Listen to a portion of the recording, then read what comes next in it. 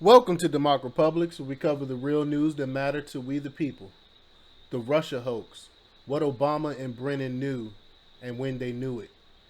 Community Digital News reports that the Russia hoax is revealed to have been an elaborate coup attempt and criminal conspiracy against President Trump, run from the inner circle of the Obama White House. The question of what Barack Obama knew and when did he know it has been raised. The answer is immediate and alarming. Obama knew everything, was involved in everything, allowing the upper echelons of his entire government to participate in an attempt to subvert the Constitution, spy on his political opponents, target his political enemies, and try to destroy Donald Trump as a candidate and overthrow the duly elected president of the United States after he succeeded him. Now, whether you like Trump or not, I think this is a travesty. Waiting for the IG report on John Durham. We await the Pfizer abuse IG report from Michael Horowitz and the inevitable indictments of senior Obama administration officials like John Brennan and the ongoing John Durham investigation. The scope and magnitude of what Durham is actually investigating will shock the conscience of most Americans.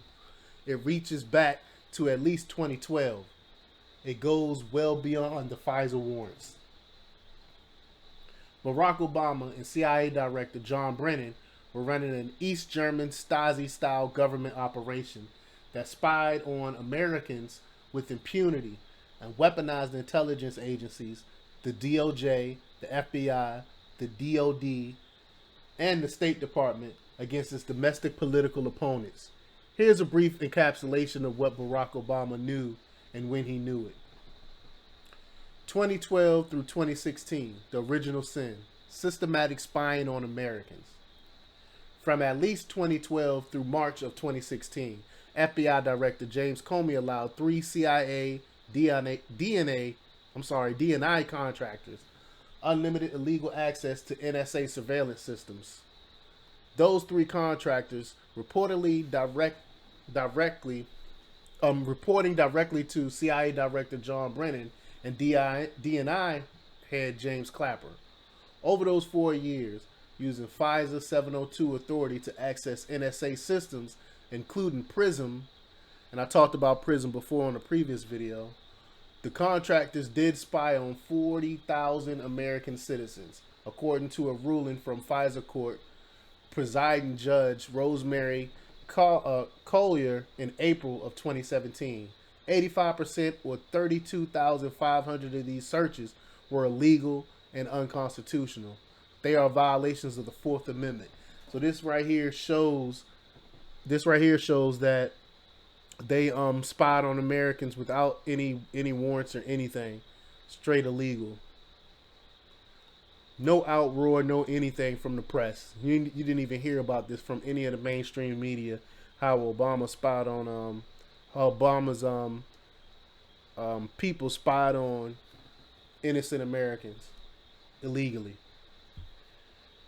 Which 32,500 Americans was Obama spying on? Illegal spying on Americans on a systematic basis for 4 years. The names of those consultants are known to John Durham. Who were John Brennan and James Clapper spying on? These names of the 32,500 Americans illegally spied on do need to be in the sunlight. But we can guess the names of a few of their targets. Chief Justice John Roberts, Republican nominee Mitt Romney, Paul Ryan, Justice Antonin Scalia, journalists, politicians, Donald Trump, Michael Hastings. Remember what happened to Michael Hastings?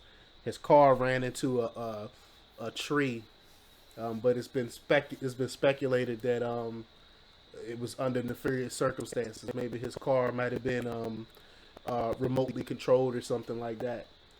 But the article continues on to say, it is now clear that on the night Barack Obama was insulting Donald Trump at the Correspondents' Dinner, he was also spying on Trump as well. Taking a clue from J. Edgar Hoover, The deep state was spying on anyone they thought was a threat or that they wanted compromising information on.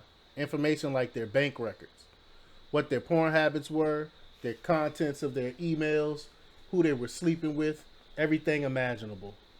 The full power of the intelligence apparatus illegally spying on prominent Americans and political opponents of the president. This is at the center of what William Barr was referring to when saying John Durham was looking into unauthorized surveillance and political surveillance. John Brennan, secret briefings for Obama. The fruits of this illegal surveillance being sent directly to John Brennan and James Clapper. Brennan compiled secret briefing materials into sealed, eyes-only envelopes with limited circulation in the inner reaches of the Oval Office from declassifying the envelope.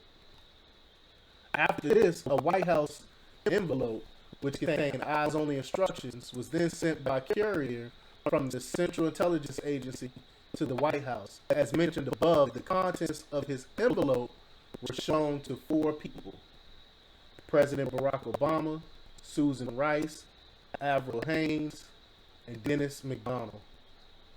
Setting up Donald Trump. John Brennan works with the Australian, Italian, and British intelligence services to set up George Papadopoulos in an effort to get Trump. He uses Italian intelligence asset Joseph Misfoot, State Department asset Stephen Halper, and Australian diplomat Alexander Downer to frame Papadopoulos as a Russian agent. And I've done videos on each one of these 3 incidences when they try to set up Papadopoulos, so you can check those out for yourself. And I link to the articles pertaining to y'all know I source everything. But the article goes on to say that Carter and Brennan later team up to try to oust NSA Director Admiral Mike Rogers for revealing the illegal surveillance operation to the FISA court and briefing President-elect Trump in the Trump Tower without telling Brennan. And I think Mike Rogers is one of the unsung heroes of this whole story, because Trump probably would have never known he was getting spied on if Mike Rogers didn't go in and tell Trump at the Trump Tower, because he knew he couldn't say this stuff at the White House because it was bugged. And if you remember, immediately after this meeting with Mike Rogers and President Trump, they immediately swept the White House for bugs. And then they had shut down different parts of the White House at this time. And then they swept for bugs. You can even look for yourself when they was getting rid of computers and stuff like that in the White House. But the article goes on to say that the entire Mistwood Downer Halper affair was a John Brennan operation. They engineered the creation of Russia Hoax, and it would have required State Department approval to work with foreign entities, which involved John Kerry. We already know Ash Carter and DOD were involved.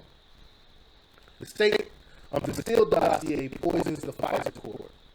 At the same time, British spy Christopher Steele at Fusion GPS is accumulating the infamous Steele dossier of Kremlin and Ukrainian disinformation, paid for by Hillary Clinton and the DNC. Steele, Fusion GPS founder Glenn Simpson and Clinton crony Sidney Blumenthal are in constant touch with senior State Department officials. And Glenn Simpson, the head of Fusion GPS, he actually wrote a story about Russia collusion back in 2000. I want to say 2000. It was when McCain was running for president, because he wrote the story that's similar to the same stuff that we see that happened to Trump. So this whole thing was scripted from the beginning by Glenn Simpson. The article continues on and said, the Steele dossier takes root in a poisonous weed into the heart of a corrupt FBI and DOJ, used to obtain illegal FISA warrants on Carter Page, included in John Brennan's official National Intelligence Assessment estimate of October 2016. Peter Strzok, POTUS wants to know everything we're doing. At the center of it all is Peter Strzok and Andrew Wiseman, Strzok launches the Crossfire Hurricane counterintelligence information based on the bogus intel from Misfoot, Downer, and Helper. He and Wiseman incorporated the Steele dossier into the first FISA application signed by Jim Comey. He works with Brennan on the disgraced national intelligence estimate, a report NSA Director Mike Rogers expressed only medium confidence in. In the infamous Strzok page text, he claimed that POTUS wants to know everything we're doing.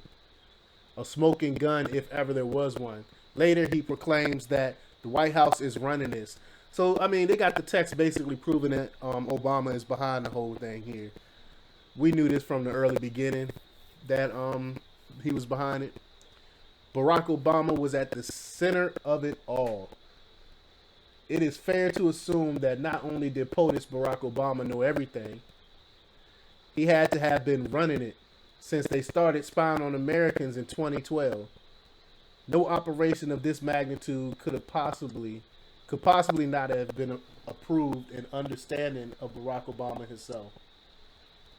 It was simply an extension of their standard operating procedure. That is what is most frightening. They saw nothing wrong with subverting the Constitution, framing their political opponent, using intelligence agencies as political weapons, trying to sabotage his successor as president and destroying his presidency. They act like villains in a James Bond movie, and I concur with that statement.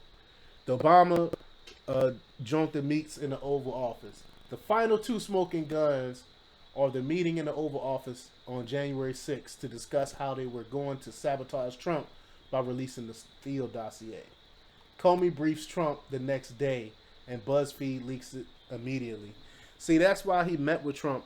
So he meet with Barack Obama at first, January 6th, and Obama said, "Yeah, let's go ahead and set Trump up. Let's go ahead and set him up. So leak this to the press." So, even though they know this dossier, everyone knew this dossier was fake. He took the dossier and said, "Hey, Mr. President, Trump, I just have to let you know that we got this dossier containing salacious information about you." So they went to Trump and told him about it just so they could leak it to the press and say, "Hey, Comey met with Trump about this dossier," so they can lend some type of credibility to it and to get it out in the news. At the meeting was Barack Obama, Joe Biden, Susan Rice, John Brennan, James Clapper, Valerie Jarrett, Jim Comey, Sally Yates, and Ben Rose. This is quite an assembly of coup plotters, which it is. It's the top brass of the Obama administration. They had already laid the groundwork for Peter Strzok's insurance policy. Now there was discussing how to implement the plan of attack since Obama was no longer president.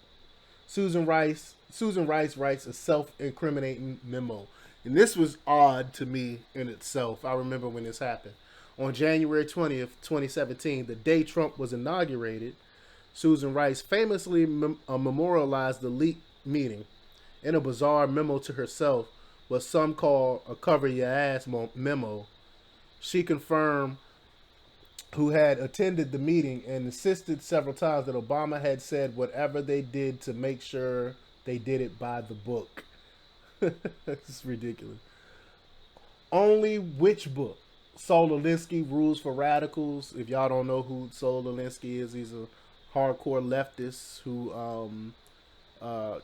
communists love, leftists love, and he actually dedicated his book to Lucifer.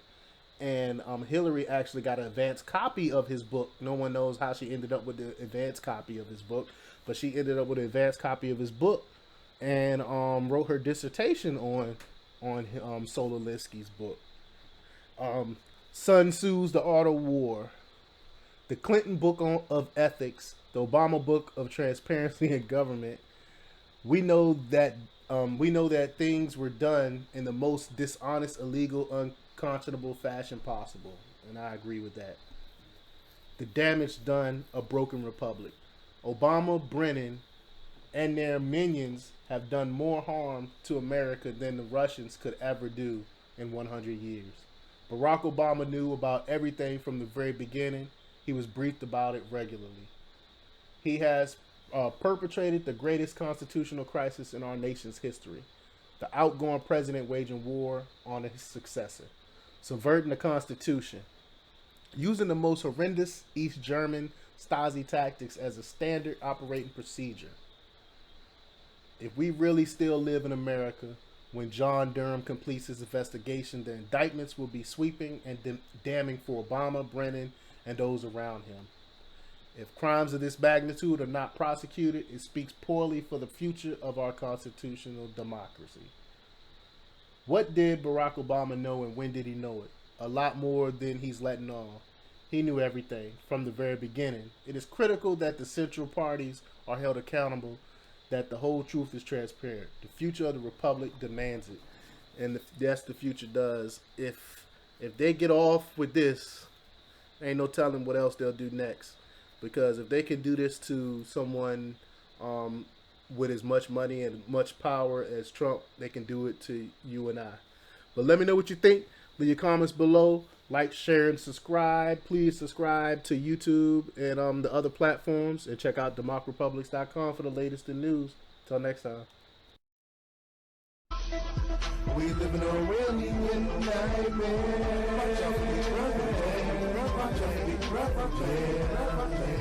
We live in a really nightmare.